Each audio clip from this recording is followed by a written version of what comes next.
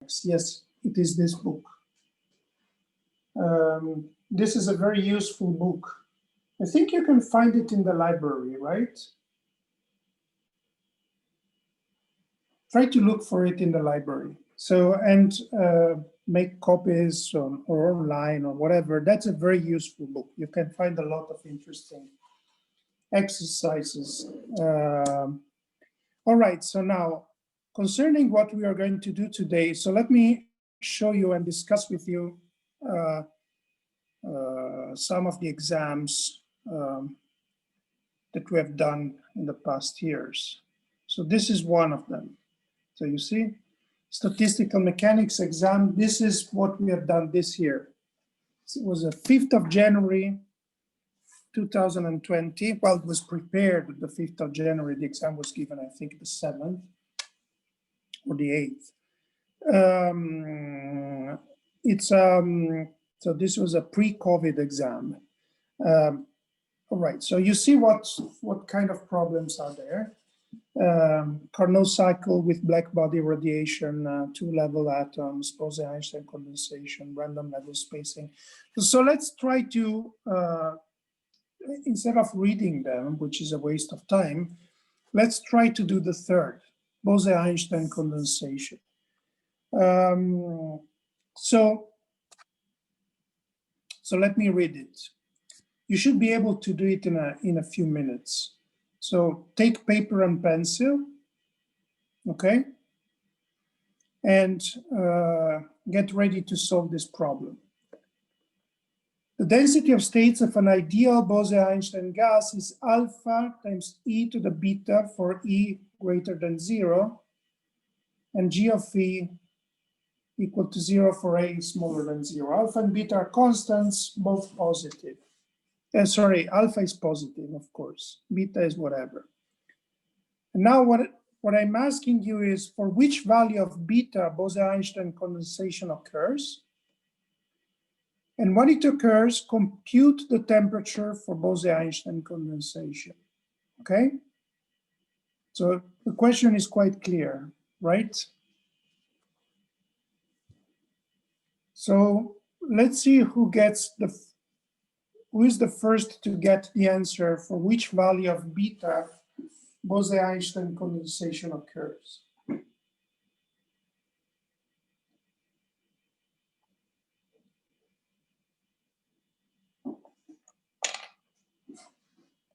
Did you start solving it?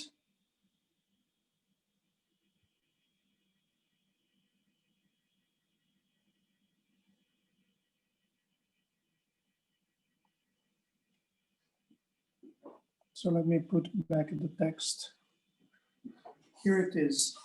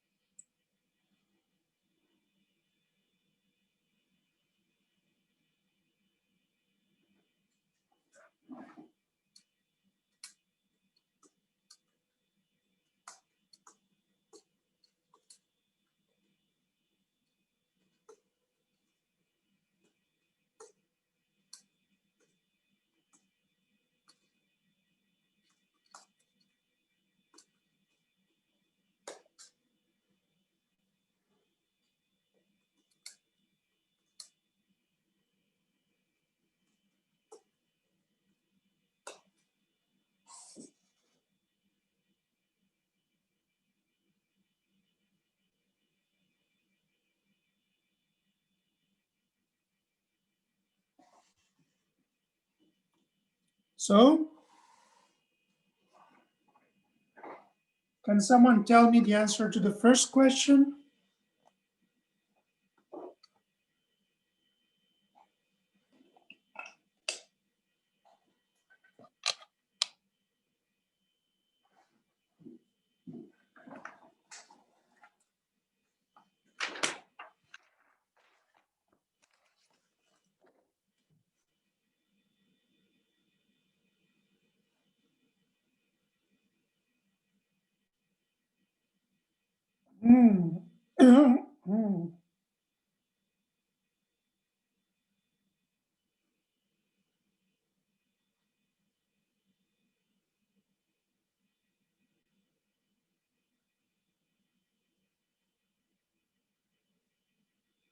Oh, by the way, don't get confused between the beta, the exponent beta, and the inverse temperature, okay? Beta is just an exponent.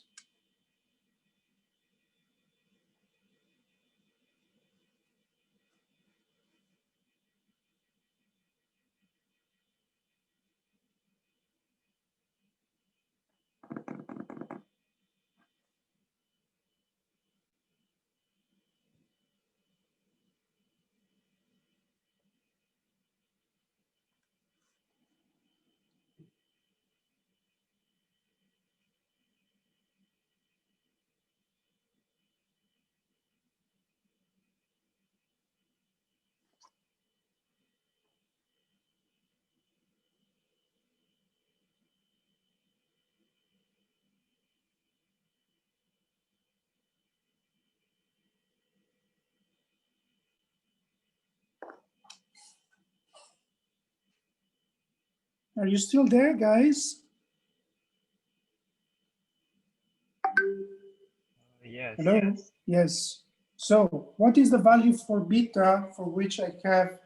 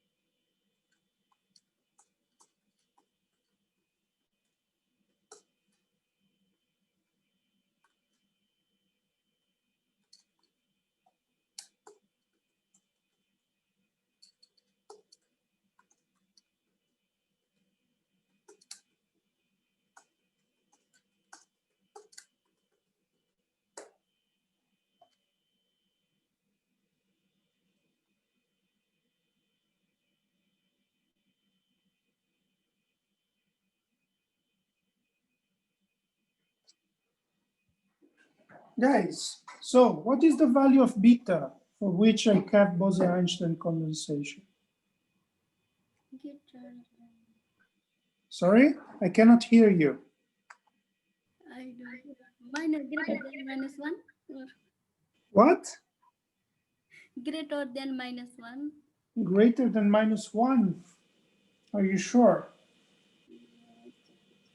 I don't know what I Sorry, I guess. Yes, Greater than 0. greater than 0. greater than 0. So everybody agrees that it's greater than 0, right? So let me show you why. Because I can write it here. So essentially, what you have is integral between 0 and plus infinity dE alpha e to the beta divided by e to the e over kbt minus 1.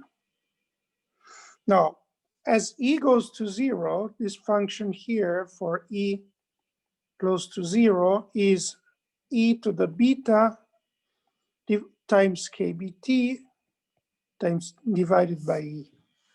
So it's essentially e to the beta minus 1 times some constant.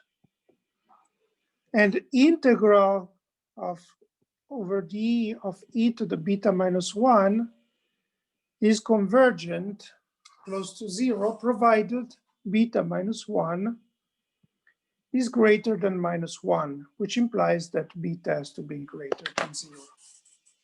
Okay? Yes, Professor. Greater than So this is the result. Okay, so now, in the situation when there is Bose-Einstein condensation, what is the value of the critical temperature? So for beta greater than 0, what is the value of the critical temperature?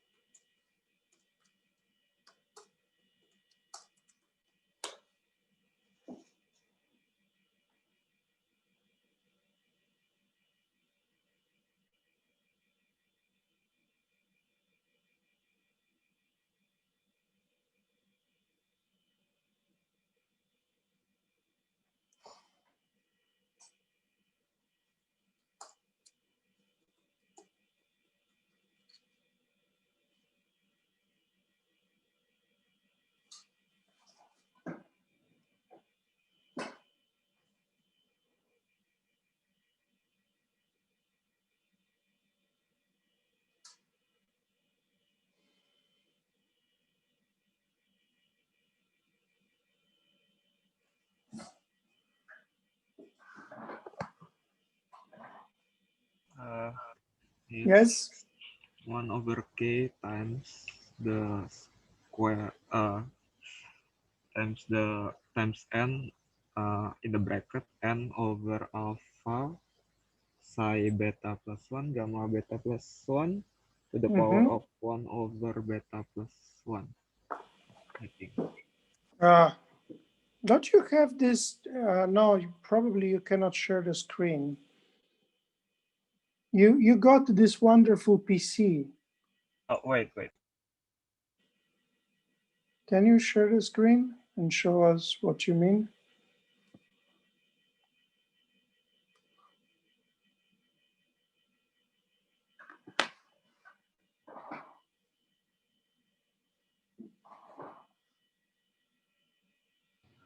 I think I get the same.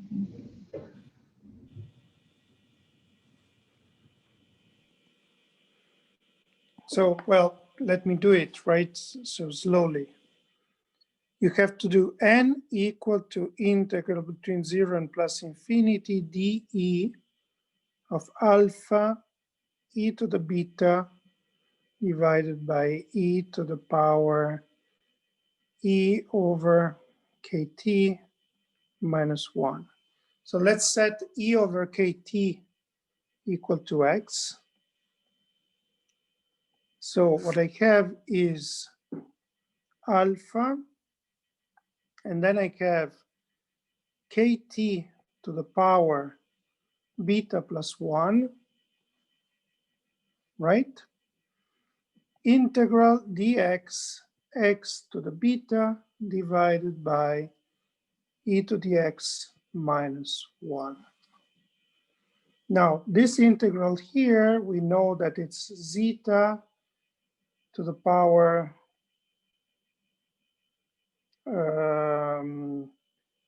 zeta plus beta plus 1, gamma beta plus 1, right? And therefore, we get this equal to n. Therefore, t is equal to n over alpha zeta beta plus 1 gamma beta plus 1 to the power 1 over beta plus 1, right? So this is the critical temperature. Now, you see that this exercise has one characteristic. Professor, Yes, don't you have like 1 over k? Or something? yeah, you have also 1 over kb, K Boltzmann. Absolutely. So this problem has one peculiar characteristic, is almost identical to one of the problems that we solved in class, right? Almost identical. So among the problems, as you see, there are always 4 problems in the final exam. One of the problems is going to be very close to something we have already done in class. And one problem will allow you to pass the exam. Therefore, if you study the material and know what is written in your notes and what we have done in class, you will certainly pass the exam. There is no question about it. So you have to study what we have done, and then you will pass the exam. No problem. So don't worry about that. Study, understand everything, and the exam is going to be sorted out for you. And all the rest is going to be an issue between getting C and getting E, right? Which are the 4 possible grades. Between C and E, I don't want any of you to get F. F is fail. In order to get fail, you have to not to be able to do not even a single problem. But as I told you, one of the problems is going to be very close to calculations we have already done.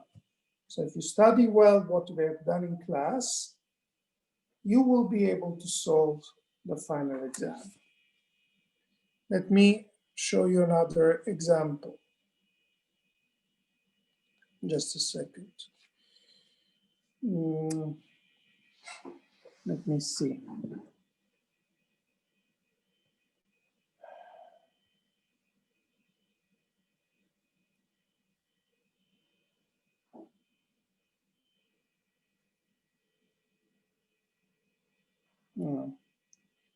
Just a second. All right, let's consider this problem. Consider the usual easing model. Okay, so forget about this comma, sigma I, sigma j, where sigma can be equal to plus or minus 1. And interaction is among nearest neighbors, but nearest neighbors where? Nearest neighbors on a lattice that is known as a beta lattice. How do you construct a beta lattice? You take one point, and then you connect it to 2 points, and then each one of them you connect to 2 other points, and then each one of them you connect it to 2 other points, and so on and so forth. This is a beta lattice with coordination number equal to 3. You can have also one in which each lattice point is connected to zeta points in general, but let's forget about this. Let's set zeta equal to 2. All right, so here it's explained how to construct it. Above is the figure.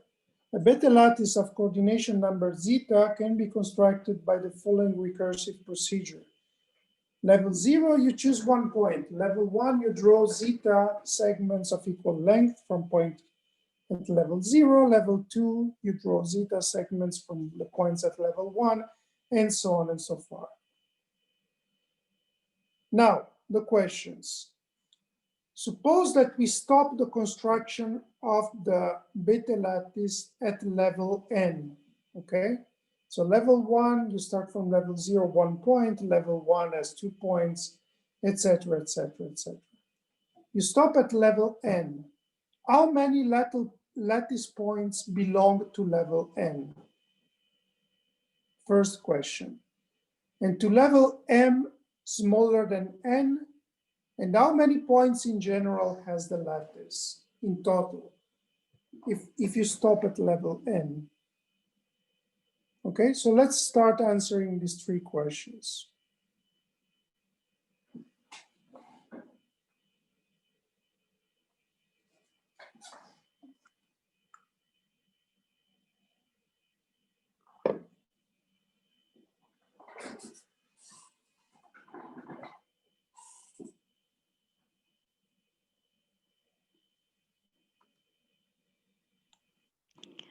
Can you zoom the page?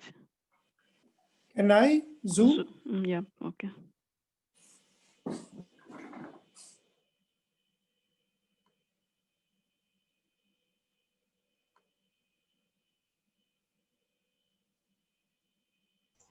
Sorry, do you begin from level 0 or level 1? No, you start from level 0. Level 0 is just 1 point. And then you continue up to level n.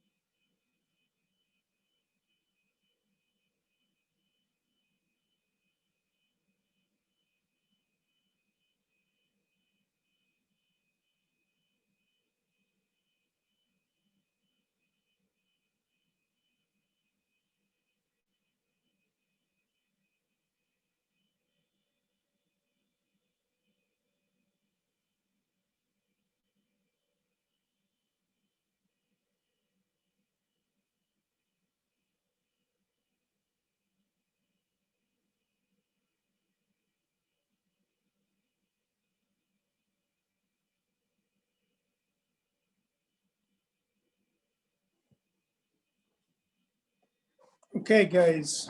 So how many points at level n? 2 to the power of n.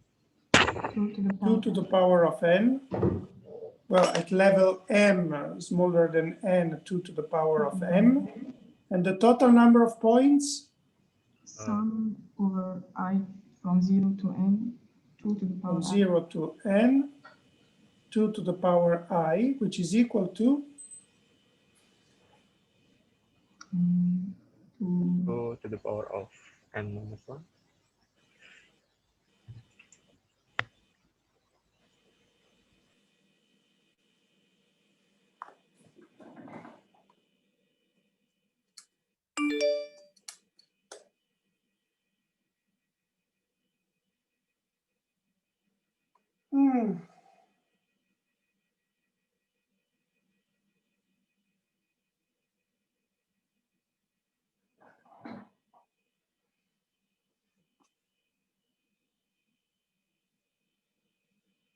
so is equal to what?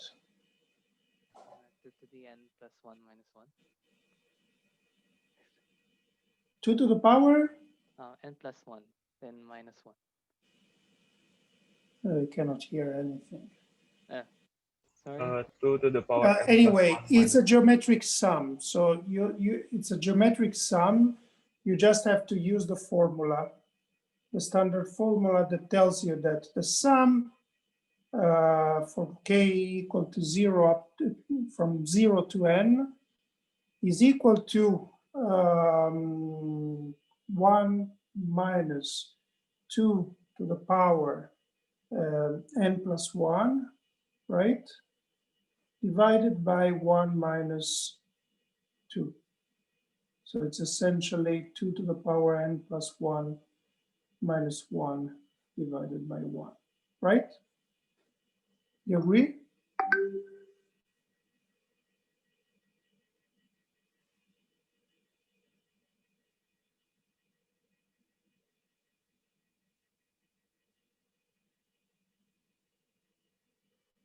Do you agree with me?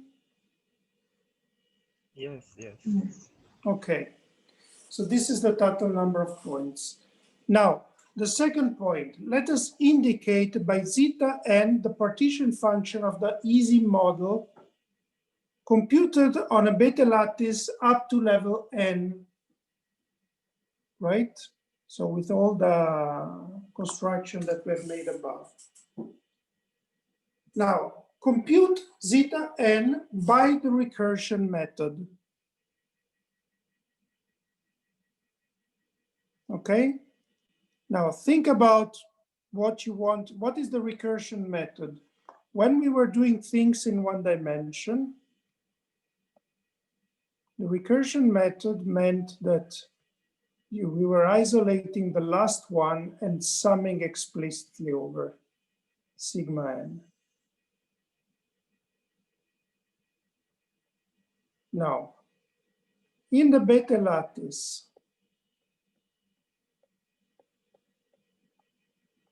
what do you want to sum explicitly over?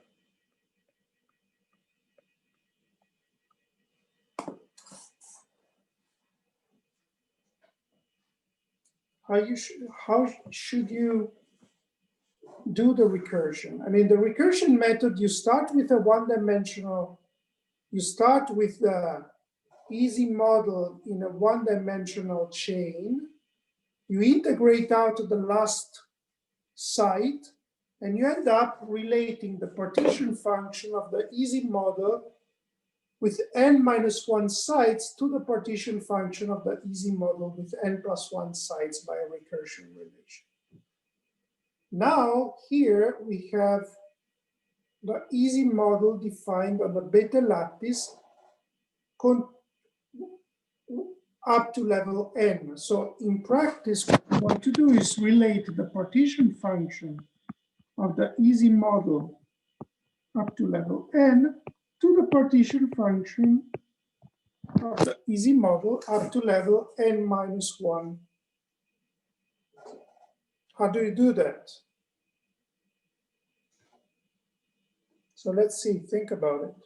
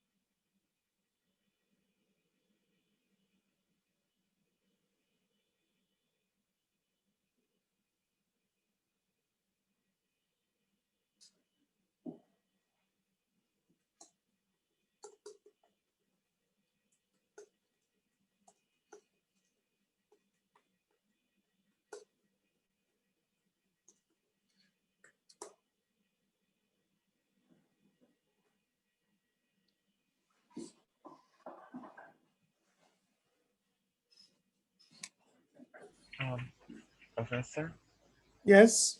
there is a different in, I mean, in our exercise earlier, like in the easing model, we use the sigma for the lattice points, right? And I mean, we have the n also for calculating lattice points, but for this one we Yes. calculate the levels. So should we like use new notations in this? Well, what is the problem with this notation? I mean, this is level n minus 1. This is level n. So what should you do in order to connect, to relate to the partition function of the easy model defined on a beta lattice up to level n minus 1 to the one up to level n? What should you do?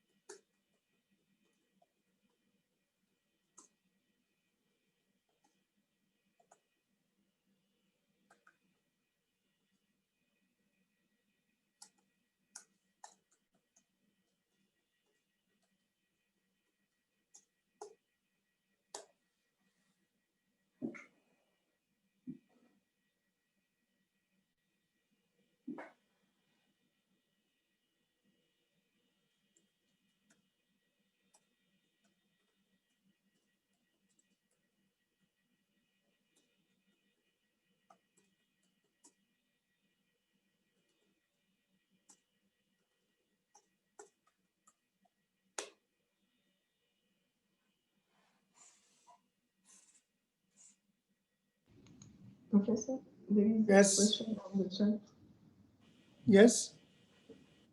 There is Question in the chat?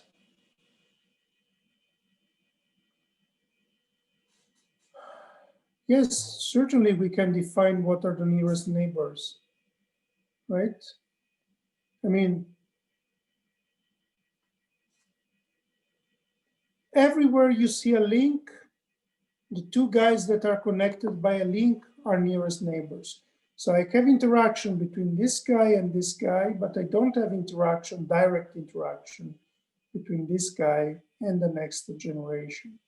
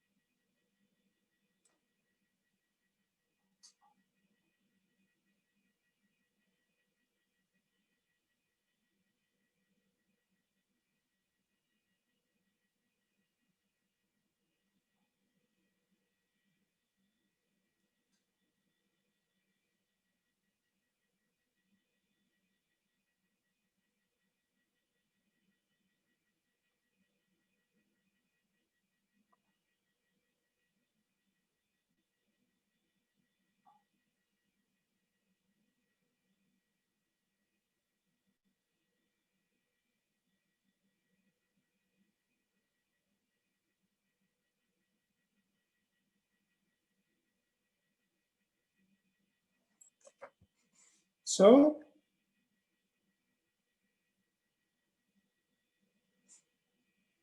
Wait.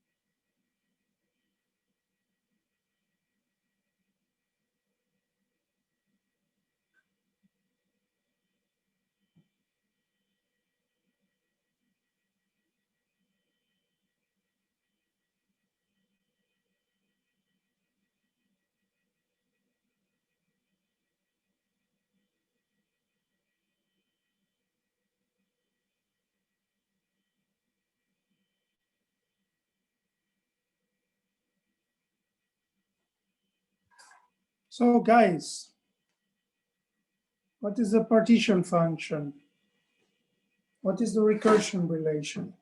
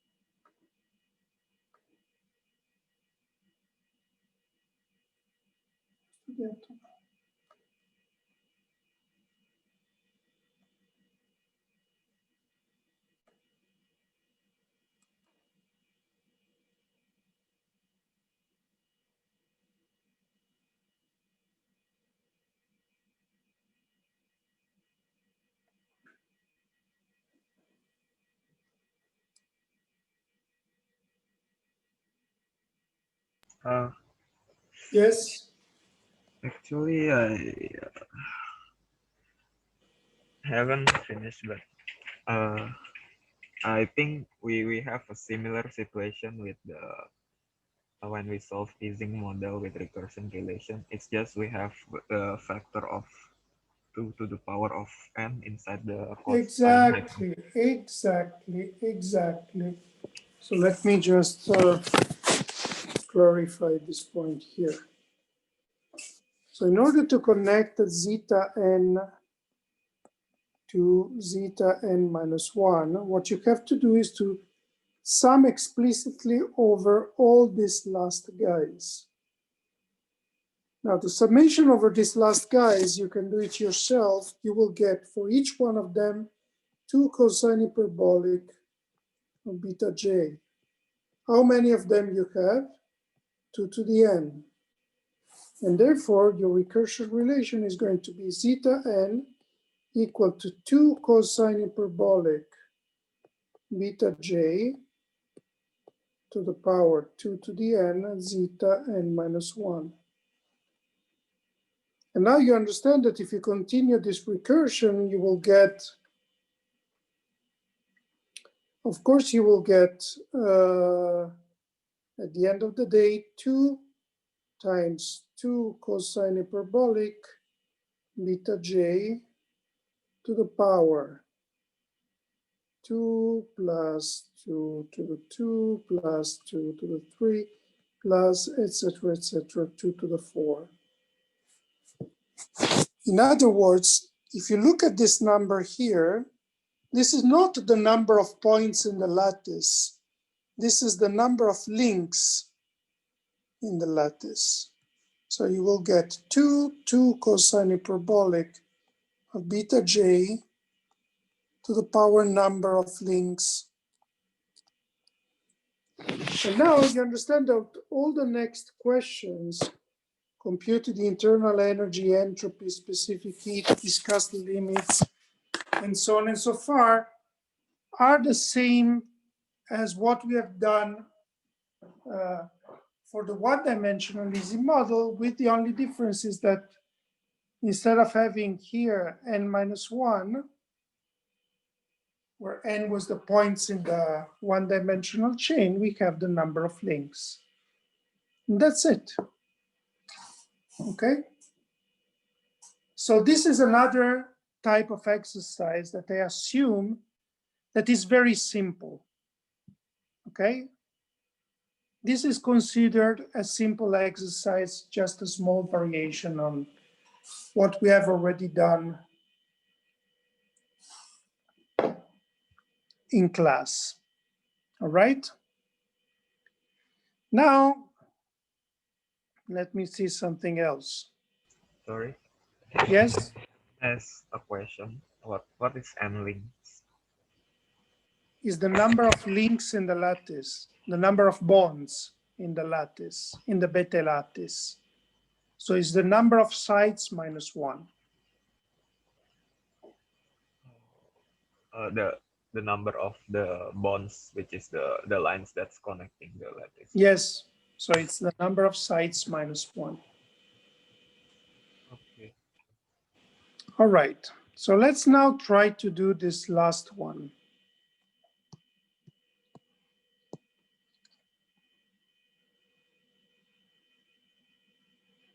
This one.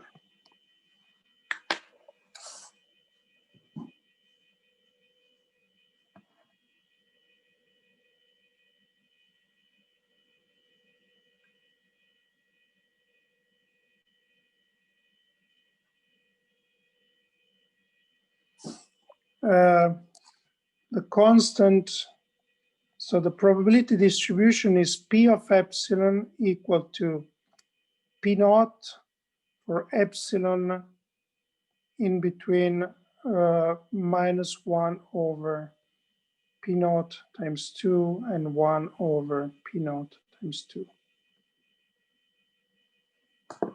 Okay.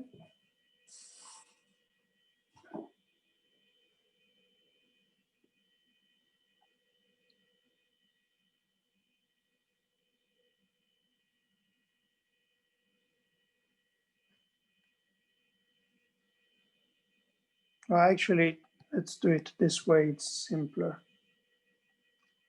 Between 0 and 1 over P naught.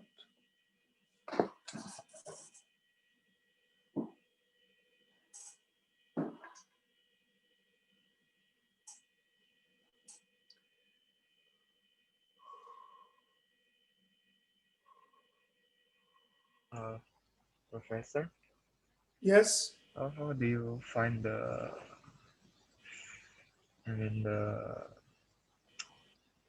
what is it, the 0,1 over P naught? Yeah. How did I find it? Yes. Well, P of epsilon is a probability distribution. It has to be normalized to 1.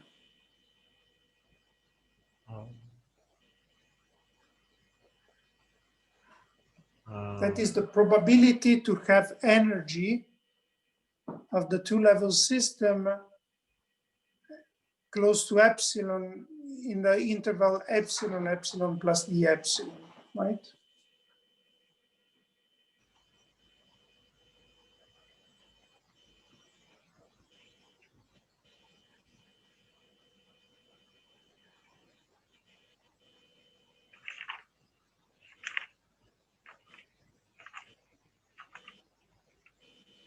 Oh.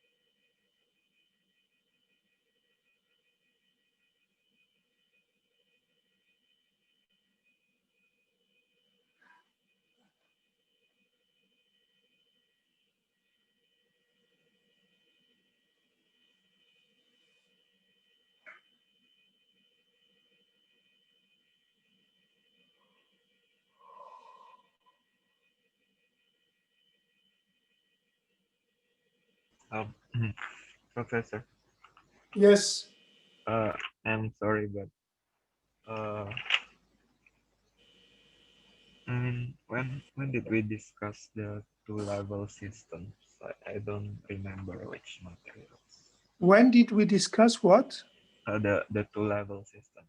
I mean, We this, never discussed two-level systems. I mean, this is random level spacings.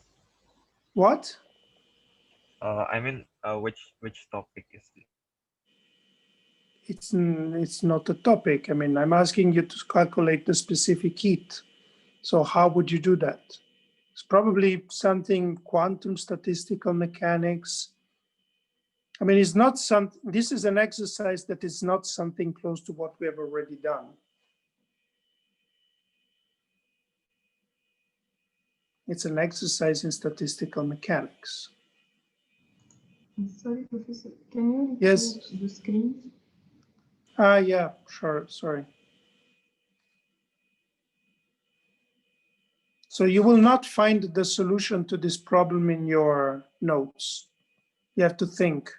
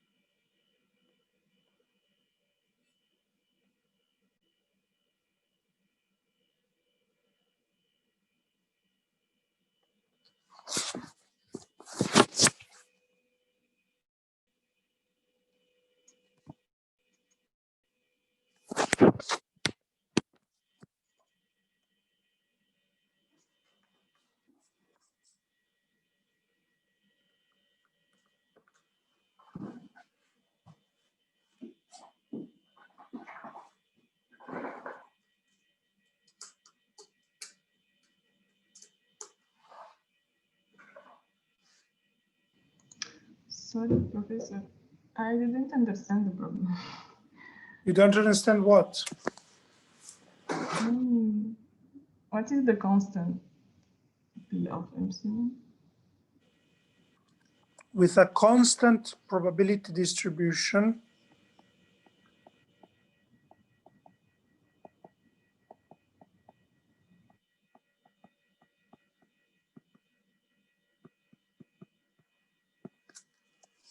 P of epsilon equal to P naught. So you have two-level systems, and the probability that your two-level system has energy epsilon is given by this probability distribution. Okay? And you have to find the specific heat, the average specific heat. Okay, what is energy spacing? Well, it's a two-level system. What is a two-level system in quantum mechanics?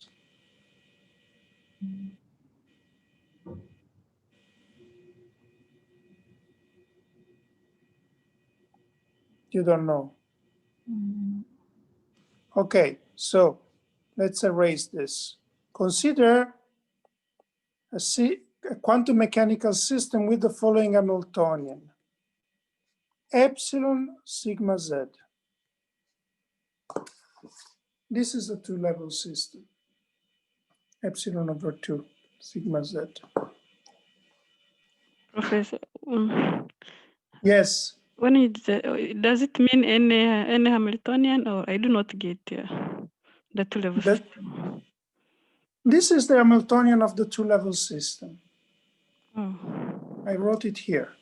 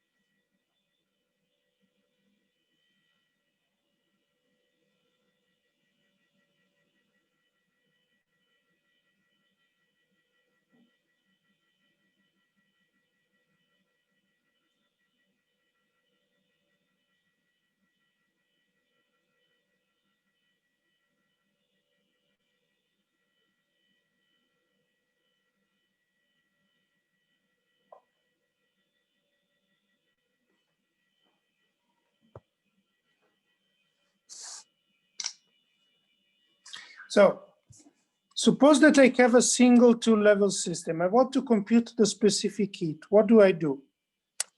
Well, specific heat is something that I have to compute the derivative of the internal energy with respect to temperature, right? So I have to compute the internal energy, right? Yes. So how do I do that?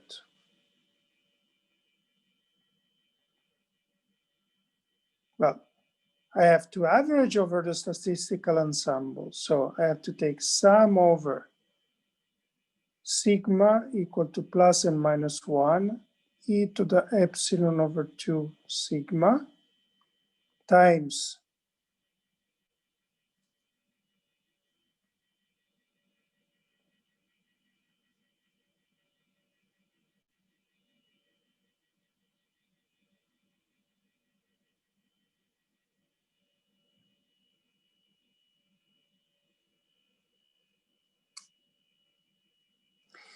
okay, look, guys, let's do another exercise because I see that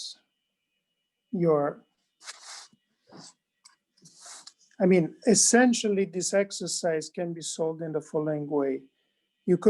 Either you compute the partition function, then you compute the free energy as log of the partition function. You take an average, then you compute U and the specific heat, or you compute directly the specific, and then once you get the specific heat, that's it. Or you compute directly the internal energy, right? And then you average over disorder and take a derivative with respect to temperature, and this is the specific heat. So, in other words, this particular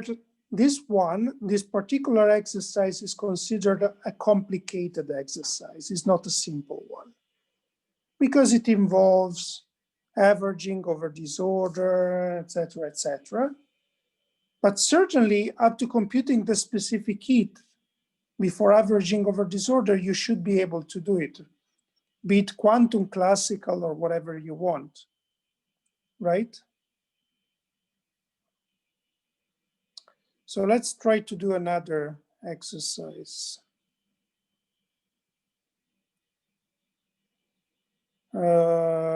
This one. Hello? Hello, Yes. Professor? Yeah, I mean the random level spacing problem. Yes. Just as you explained, indeed, that is exactly the way one will approach the problem to find the partition function and then go ahead, find the internal free energy and then get the specific heat. However, Yes. the issue with the problem starts from the very fact of how one should think about how to create the partition function. Imagine you didn't give the Hamiltonian, it would have been completely difficult for. Well, look, that's because I'm assuming that you know what is a two-level system in quantum mechanics. Oh, I see. A two-level system in quantum mechanics is any system whose Hamiltonian can be written as a 2x2 matrix. Oh, I see. As a 2x2 Hermitian matrix. It can be diagonalized and has a gap. Can be always diagonalized and put in the following form. I didn't know that you had no idea what is a two-level system is a spin, as a spin half. Oh, I see. In quantum mechanics.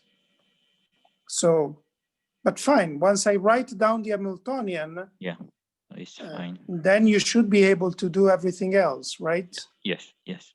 Okay, fine.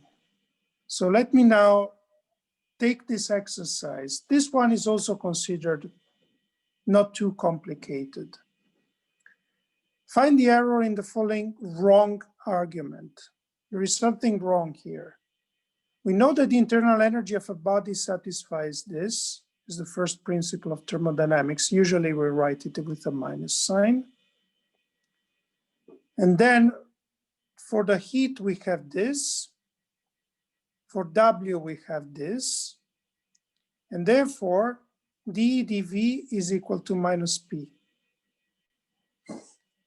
But on the other hand, we know that the internal energy is independent on V for an ideal gas. And therefore, there is something wrong in this argument. What is wrong?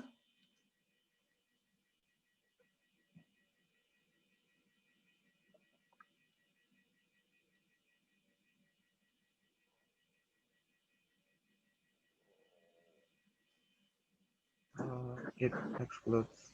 Wait. Yes.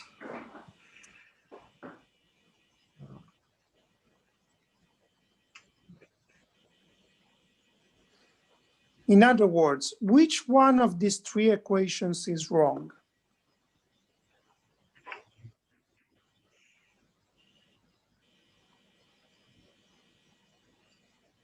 Or combination of these equations, the way they are used is wrong.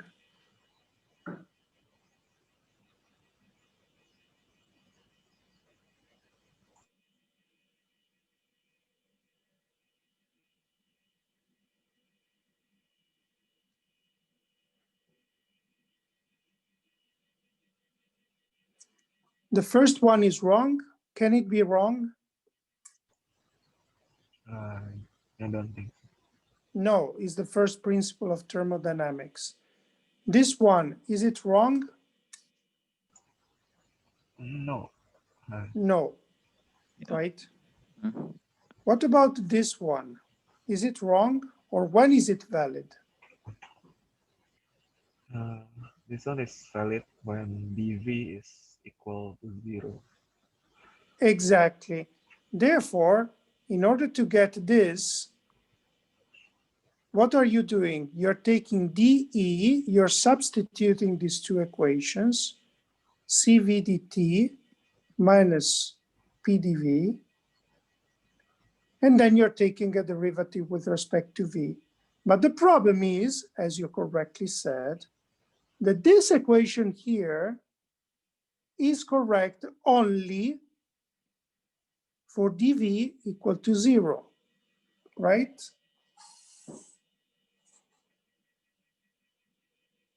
Correct? Yes. Correct. Yeah. And therefore, this result here is wrong. How would you get it correctly? What you have to do is you write dE equal to TdS minus dW, and then you write ds as T, ds dV dV, plus T ds dt dt minus P dV, and then you see that you have also another term that contributes to dV. And actually, when you plug in the ideal gas equation of state, you will see that this is equal to 0. Anyway, so you see this exercise is not difficult.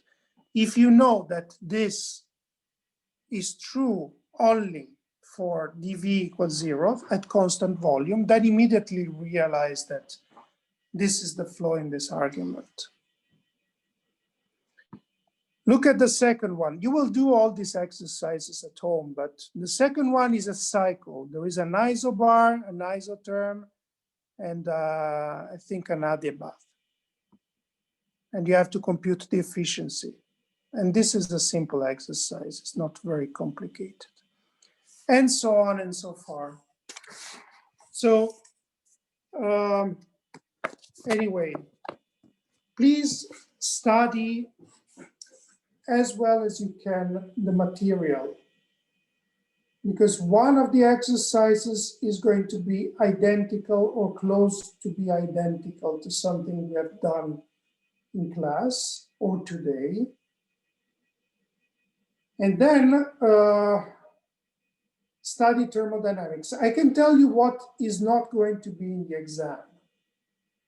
I'm not going to give you anything about the cluster expansion. Okay? So there's not going to be, you're not going to get anything, any exercise about the cluster expansion or the cumulant expansion. Okay? Everything else, you have to know it.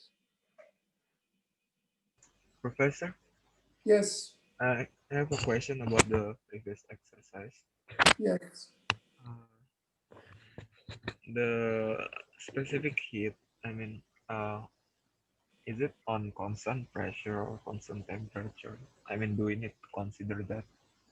No. Constant pressure Sorry, or I constant. didn't hear you. Can you speak louder? Hello, you hear me? Yes, now I can. Okay, so my question is, do we need to calculate CV or CP in the previous exercise? Well, so what I wrote here is CV. You don't need to calculate it. You just have to realize that.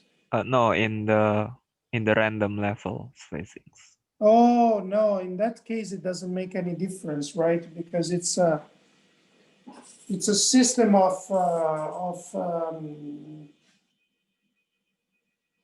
there's no pressure. It's a bunch of two-level systems, right? So you think of them, you place them in space on a lattice, and that's it.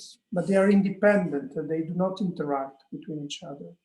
There's a bunch of independent two-level systems, each one with a random energy. So there is no pressure. There is no difference between constant pressure and constant volume there, because they cannot move. So there is no pressure. It's just a model defined on a lattice, like an Ising model. Okay? All right, guys. So I don't remember when the exam is. When is it? In January, right? January 9? 8. Sorry? 8. January 8. Okay, so hopefully we will be able, actually I have to ask Patricia, but I assume that we will do it in presence. So I will come to ICTP and yeah, that's it. So have fun solving exercises. If you have specific questions, try to drop me an email. I will be here in Trieste for the Christmas vacations, so I might be able to answer you. Professor? Okay? Yes. I actually it's this question is not really related, but I don't know whether the schedule can be postponed so that we can have more chances to solve more exercises. Whether I can postpone the exam? Yeah. For me, there is no problem. Ask Patricia, but she scheduled everything. So ask Patricia if you want to postpone the exam. And if she tells me yes, we can postpone it, then it's okay for me. No problem whatsoever. But you have to discuss it with Professor Kiselev and Patricia. Okay? Okay. For me, there is no problem. So you will let me know, okay? Hello? Yes. Excellent. Okay, guys. So have fun, and I'll see you in January. Okay? Thank you. Happy Bye. holidays. Bye-bye, guys. Bye. Bye. Best wishes for the holiday. Best wishes to you guys. Bye. Bye-bye. Bye-bye.